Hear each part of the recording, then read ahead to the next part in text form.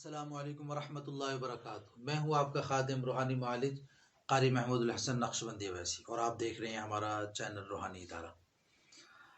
آج کا ہمارا موضوع ہے نظر بد کا علاج۔ یہ نظر بد بھی عجیب چیز ہے۔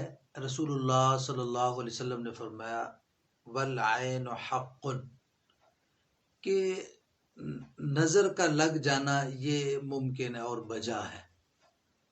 پھر ایک حدیث پاک کا مفہوم ہے، اللہ تعالیٰ کمی بیش معاف فرمائے، کہ نظر انسان کو قبر میں اتار دیتی ہے اور جانور کو ہانڈیا میں اتار دیتی ہے۔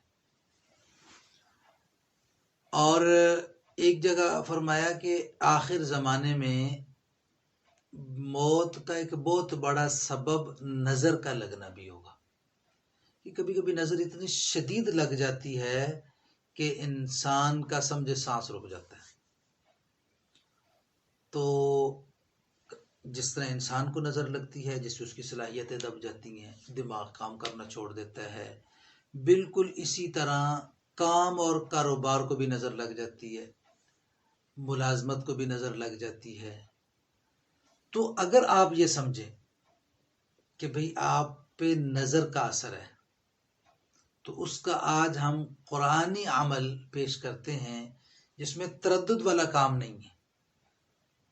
وہ عمل ہے آخری 3 صورتیں، قل هو اللہ، قل اعوذ برب الفلق، قل اعوذ برب الناس۔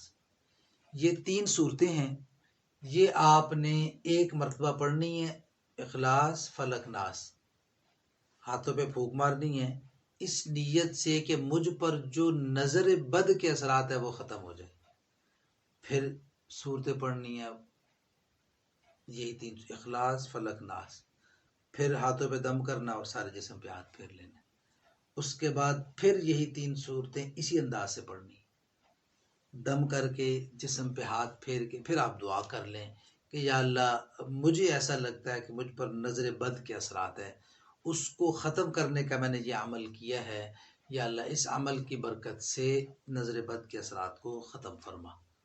اللہ تبارک و تعالیٰ آپ کی ہماری نظر بد سے اور حاسدین کے حسد سے محفوظ و میمون رکھے۔